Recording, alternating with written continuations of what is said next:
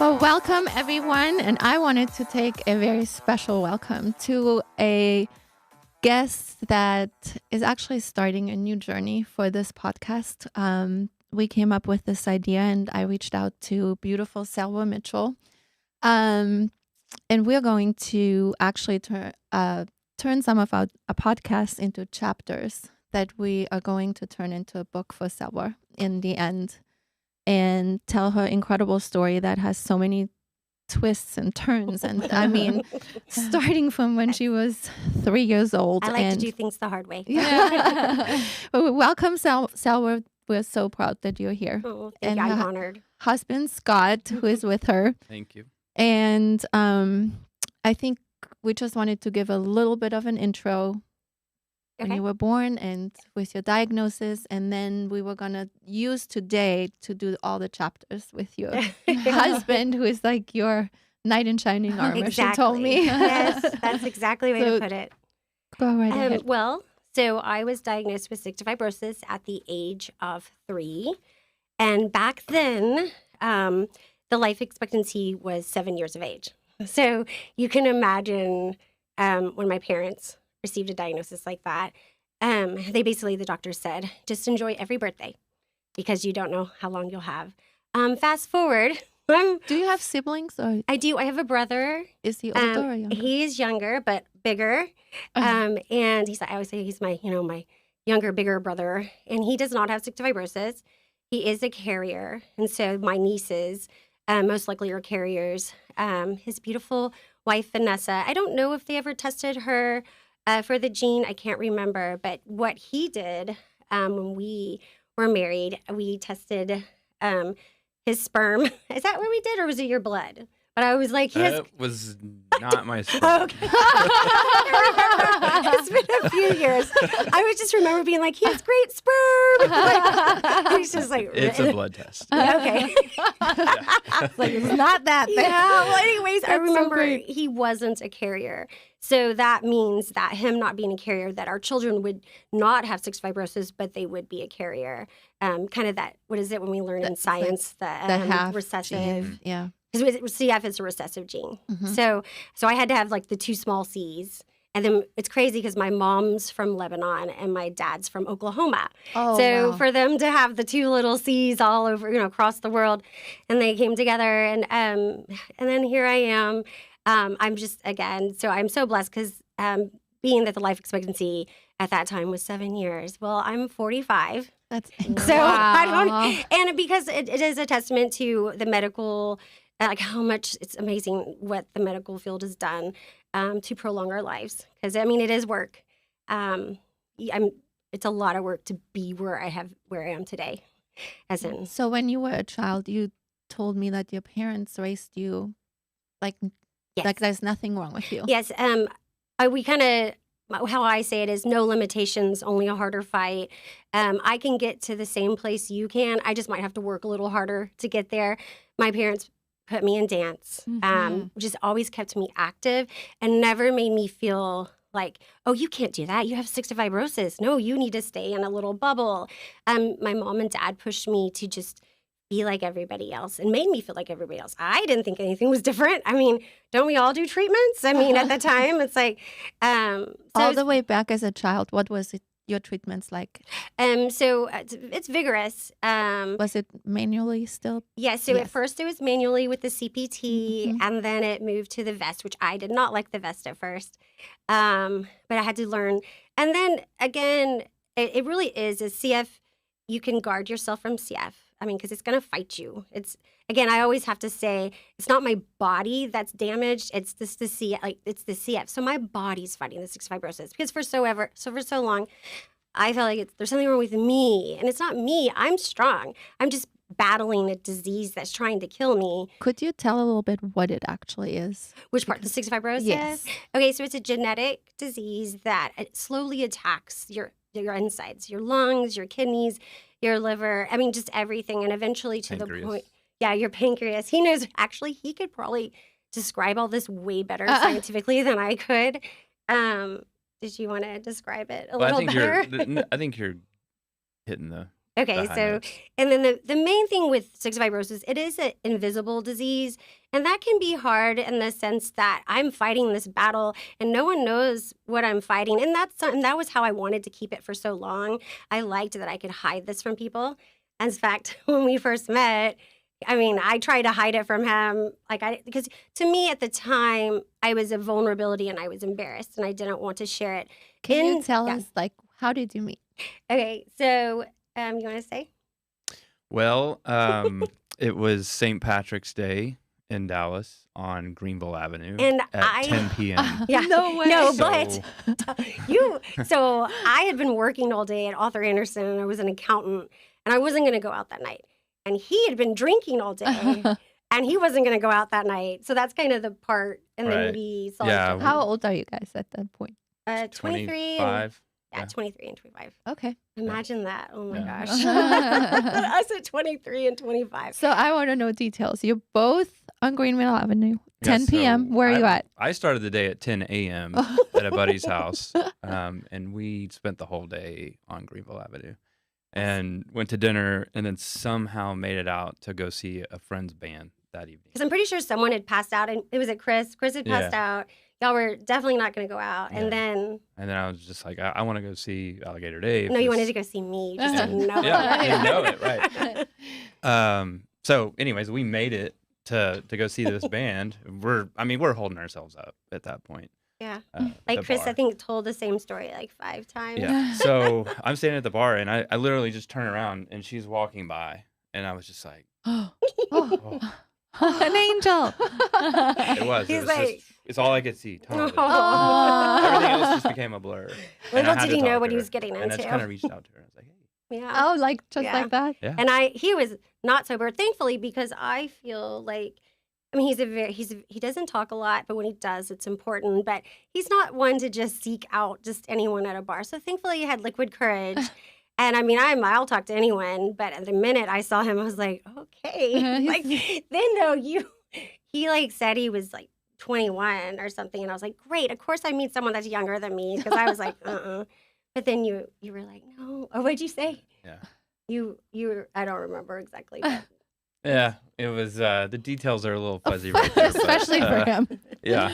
well, yeah. I think 'cause- I made up a story kind of about who I was at that point. I don't know why, but Drinking, my maybe, age yeah. and what Yeah. I did for a living, So just you to see how totally- she reacted, and she didn't. It didn't. I didn't care. Yeah, she didn't care. So But yeah, and so it was funny though, because the next day he was like, because he came to see me at my apartment, and he told me, he was like, I remember thinking you were pretty, but I didn't remember like exactly what you looked like. So when I opened the door, you're like, okay, thank goodness. Like, it wasn't beer goggles. I don't remember that part of the story. Yes, you did. I You don't said you forgot. I like, didn't forget what you. Aw. There's no chance. There's no chance. But yeah, and it really though, what was so great is that that was it, right? Yeah. You met, and then when people are like, oh, you just know. Well, yeah, you just know some. I mean, Yeah. that's how it was for us.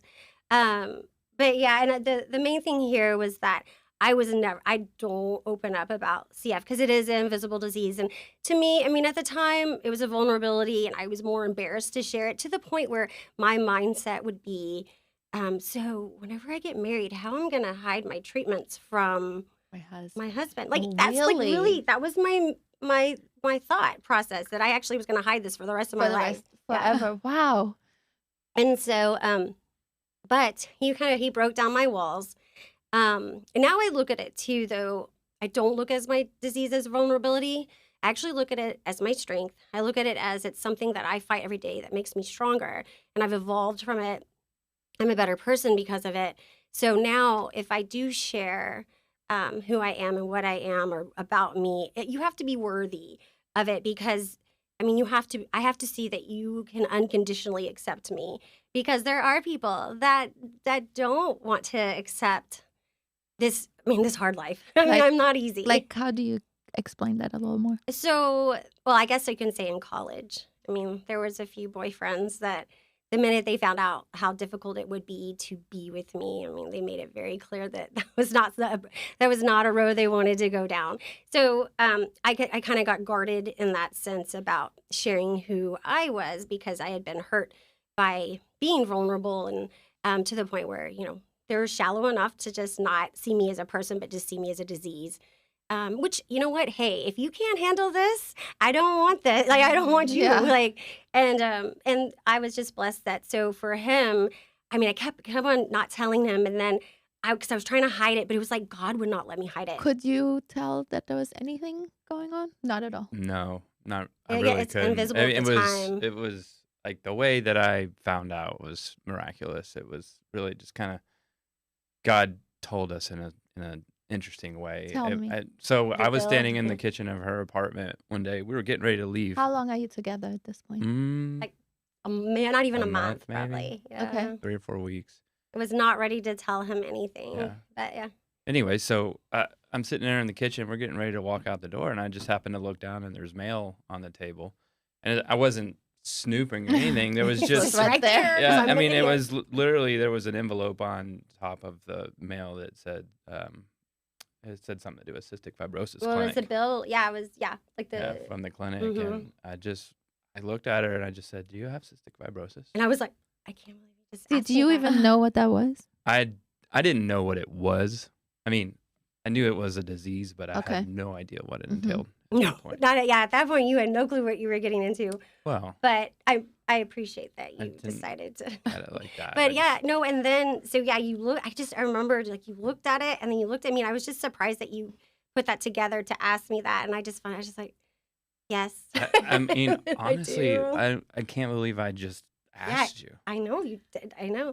And then one time I was rushed for work and I had my vest and my treatment and everything out, and I was doing a treatment, and then I went to work and I had forgotten that he was going to come early to my apartment. And I normally have my vest and everything hidden behind a table. And I had it all out. So you walked in. This is after the bill. So you walked out. And then you were kind of like, oh, this is your treatment stuff. Mhm. And again, it's a very vulnerable thing to do in front of someone, is to put on the vest. And then basically you have to cough and clear your airways. And I mean, that's not very sexy. And I was just like, here we are. Now he knows everything. But I mean, again, I know you had to learn a lot about me, and we had there was some times like where I was not ready, because I did fall in love with him so hard. And it's like, how do you, to someone that you love so much, how do you say, hey, guess what, you're about to go down a huge rabbit hole with me, and I'm going to drag you down this like roller coaster of life, and it's not going to be easy, and I am not easy.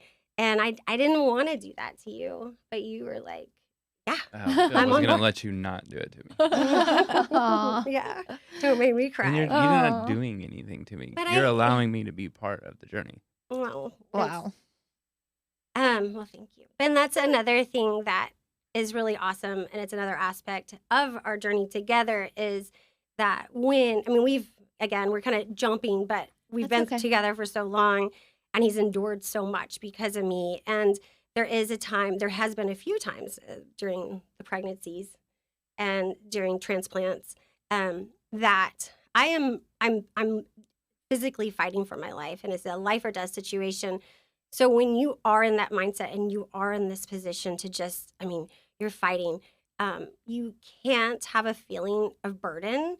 And so you naturally, as someone who's taking care of you, I always feel like such a burden that I'm making you, you've probably went to a hospital or a doctor visit once in your life, and then you met me, and then you've basically spent 75% of your life in a hospital now. But I'm sitting here fighting for my life, and I'm putting him through all this. But I know, and what is so comforting, that I can fight and he can be right there, and I know there's not anywhere else he wants to be. That is very clear. I can Mhm. see And that. well, and that is so much freedom for me to fight, because if I was so worried about him being there and not wanting to be there, or putting so much hardship on him, the guilt it's hard to have. And when you're trying to fight for your life, all you can focus on and all you are able, what you have to do, and make your mindset is to just be in fight mode, and giving me that freedom to know that he loves me and wants to be there for me without having to feel like a burden is huge. It took us a long time to get to there, because of course I had so much guilt, Yeah. and he finally just had to say, I love you. Yeah. I want to be here. Stop this and just let me take care of you. So yeah. Wow. What was a day like because you say that you are so much, like, is it a daily thing or what is it? You do not feel good sometimes. Like, I don't really know that Right. much about. Well, so there's definitely 2 chapters in this of my life. So there's cystic fibrosis, and then there's transplant life too, because people think, oh, once you have a transplant, everything's okay. Obviously, we know from my story, seeking out my 3rd transplant. With 2 transplants, which Yes. is already very rare. Yeah, right. Yeah. So I had my first transplant in 2016. 16, My second transplant, December of 2017. and then, and what happened was my body went into rejection. So you're blessed with these beautiful organs that someone has self what is it Selflessly. selflessly Yeah. like big time selflessly decides to give a gift to you, and my body thinks like, how do I explain rejection? It's like getting a splinter. Your body literally tries to work them out. Yeah. So my lungs are really inflamed because my body thinks this is So not, the yeah. anti-rejection drugs, they don't work then. Well, they do to a point, but then your so the first set of lungs I had for a year, and I immediately went into rejection. I didn't really understand what was going on, and it was fast. I mean, I was 96% lung function. This was like living this Oh my like gosh. life. Like I was just, and then it gets taken away. Next thing I know, I'm 10% lung function, and I'm in a hospital or in a coma. You're hanging on by a thread. Yeah, and that's again where advocacy comes in, and we have so we many were gonna stories do about that, like really make our own chapter on that whole Yeah. thing because that is Yeah. very important. So I did my second transplant and thankfully survived. I mean, again, I So don't. 2017 Yeah. So I've was 5 years. yeah. 5 and a So half. 5.5. I've been blessed with 5 years. I've got to see my son. He's 13 now, taller than I am, and my daughter, she's 18. And when I was fighting for my life then, they were so young. And so for me to see them grow already so much, so now I'm at this point where my lung functions were, with these lungs, my 3rd set. This is my, because mine, the Your second, own, and then yeah. the 3rd. So my 3rd set, I was 64%. I never really got enough air for this set. So 64%. So I didn't have much room to drop. And then I got to 52%, 40%, and then I got sick again. So I'm at 30% lung function, which for a few weeks trying to tolerate that quick change. So now I'm adjusting to the airflow, so I'm able to talk more.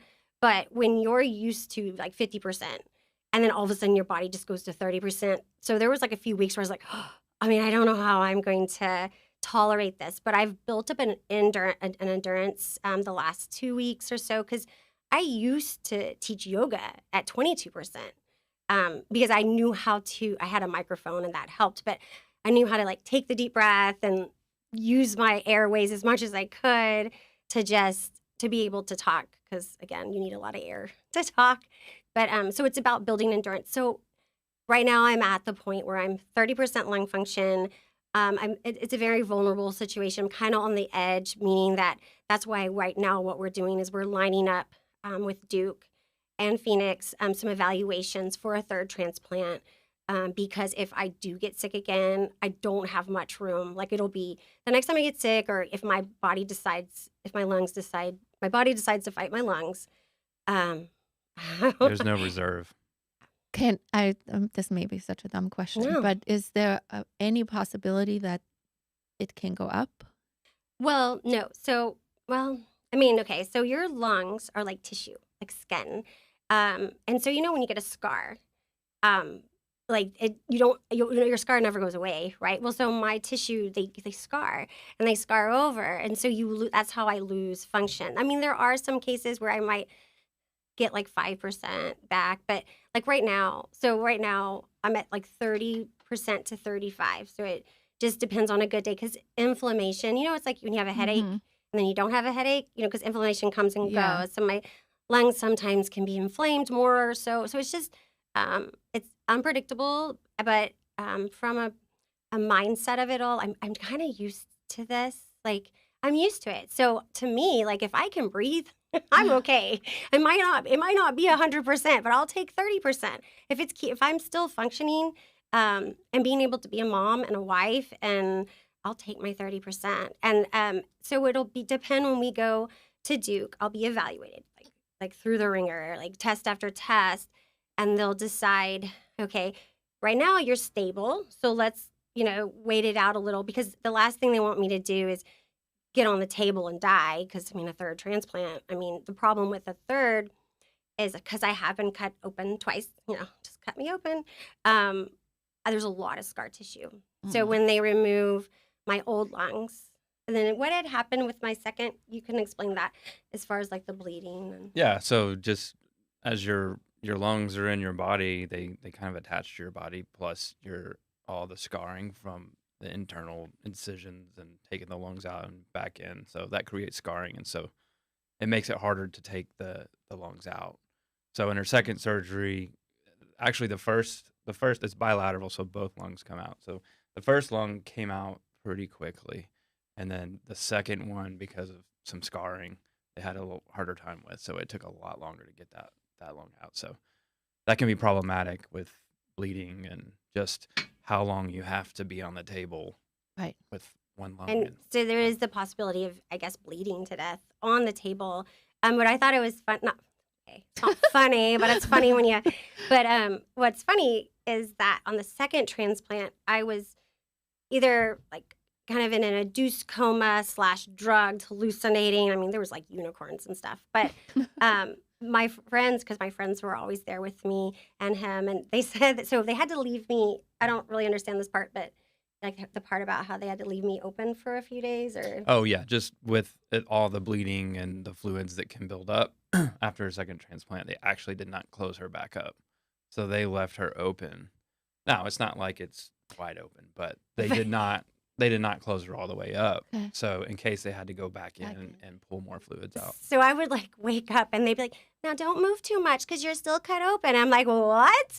Like, what are you saying? And then I would get a little flustered because when just my will is alive and fighting, I'm kind of feel like I'm kind of a brat, I guess is what I like.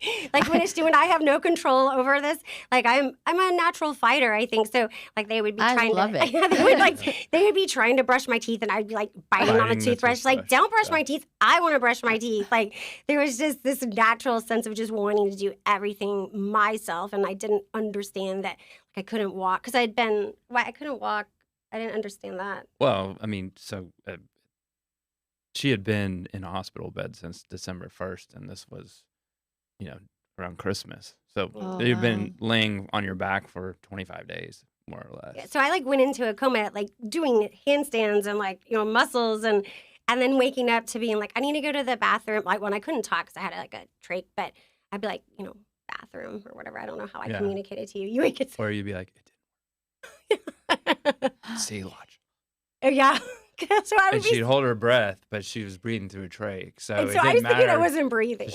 She had been, when you're in the hospital in ICU for 25 days, you have all kinds of drugs running through your veins. Drugs. And there's a term for it. But anyways, it creates this ICU delusional. Well, I just saw a girl that had a brain aneurysm. Aneurysm, and they said there's ICU tremors or something, or I don't know. I can't remember. Are they kind of delusional from yes. Yeah, because you don't. At one point, I was in a Neiman Marcus lobby trying to order from the cafe. That's what you could see. That's just. And then there would be unicorns, flowing unicorns, really beautiful unicorns, actually. And I would just be like, okay, I'm sure there was things that I would say to him, and he would just be like, all right, babe, okay. I don't even know. Oh, yeah. Go get the car. Pull it around. I'll bring the luggage down. Oh. Okay. Yeah, I always wanted to leave. I'd be like, okay, let's go home. And he's like, okay, babe, you have to stay here. And I was like, no, let's go home. I want to go home. And so that, again, I think, and it would be funny because my friends would come and be like, where's my makeup? I need to put my makeup on. And that was always, I always said, if I don't care how I look, then you should be worried. Because to me, I'm that's the one thing I can control is my outside. So I was like, where's my hair straightener? So my friends are like straightening my hair in the ICU, and this nurse walks in.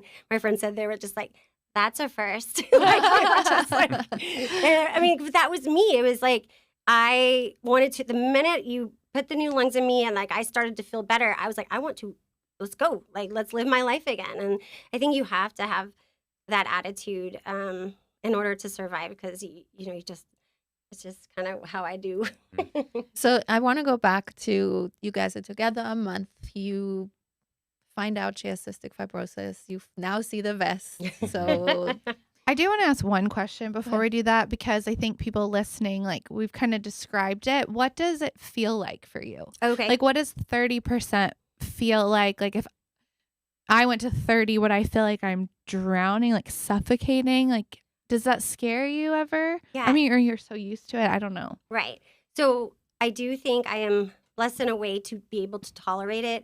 I would say if right now, if we cut you to 30%, you would, I mean, and only that's a natural thing. Right, because, of course. But for me, I gradually got to 30%. So you build an endurance. So it's kind of like running, right? Okay. Like the first time you run, you're like, oh my God, that was like that. Right, sucked. right. And then you build this, your lungs get stronger. So for me, when I'm at 60%, I know how to tolerate it. And then I go to 50%. I'm like, okay, I can feel it. Yeah. I'm going to learn to tolerate it. And so now I'm at 30%. I will say when I do, like on the second transplant, when I got down to like 20%, that's when you start needing a wheelchair.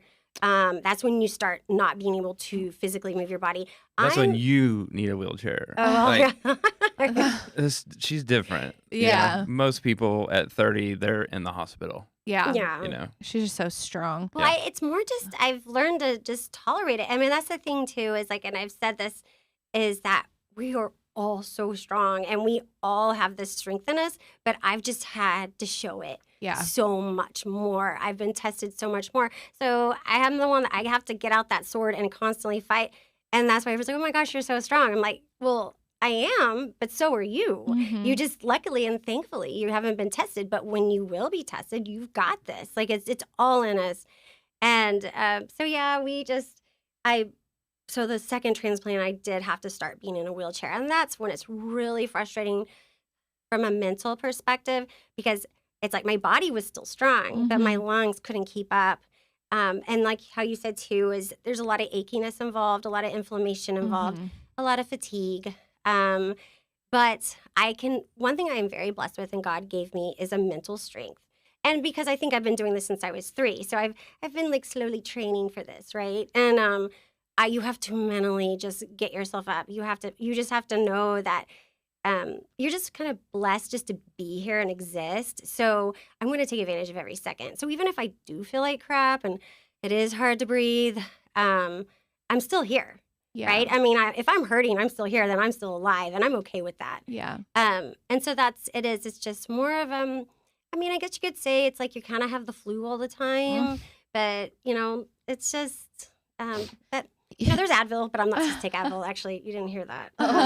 Because all the medicines, that's another thing too, is all the medicines are hard on your body. So eventually some transplants have to get kidney transplants as well. So really? Yeah. So there's so much medication. I did not know that. Yeah. I was just curious, like, for people to understand what you are battling all the time and like what that feels like. I think too, and I think even a cancer patient, not that I can really understand, but in the sense our fight's the same, is like, so I have these new lungs, and there's always that fear of rejection. Just like if you have cancer, there's always that fear that it's going to come back.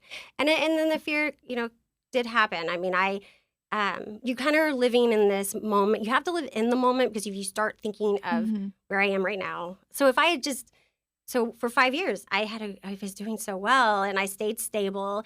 But in the back of my mind, there was always that, I would take a breath and I'd be like, wait, that feels kind of different. Like, is that a tighter breath or is that rejection?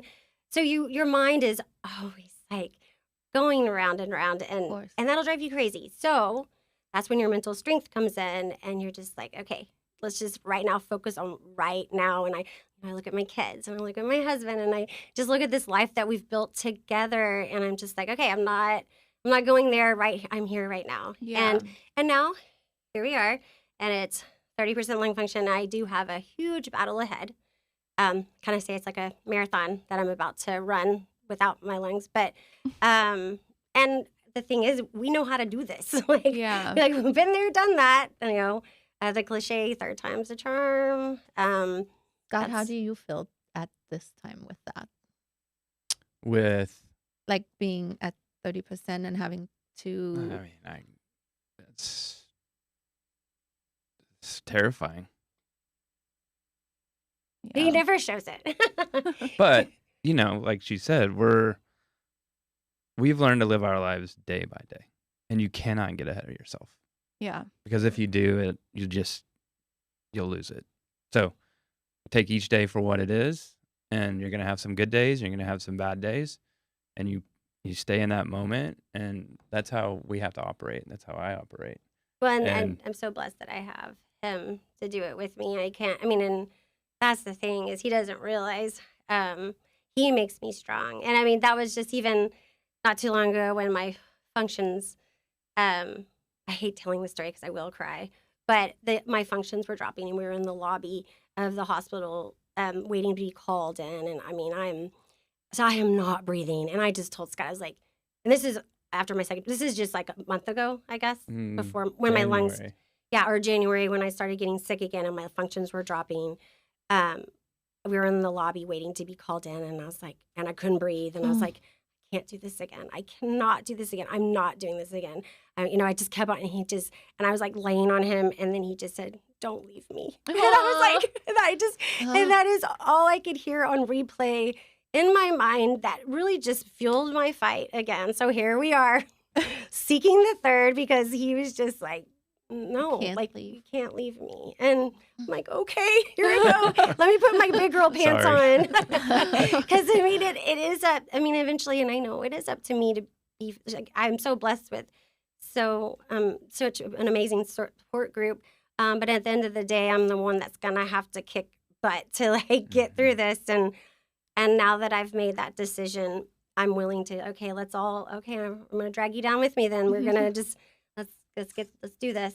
So Yeah. We'll and see. we one foot in front of the other. Yeah. And because we are pros, yeah, I know. It's like I say, we know what Yeah. steps we have to take yes, we are to get to the professional finish patients. line. You know.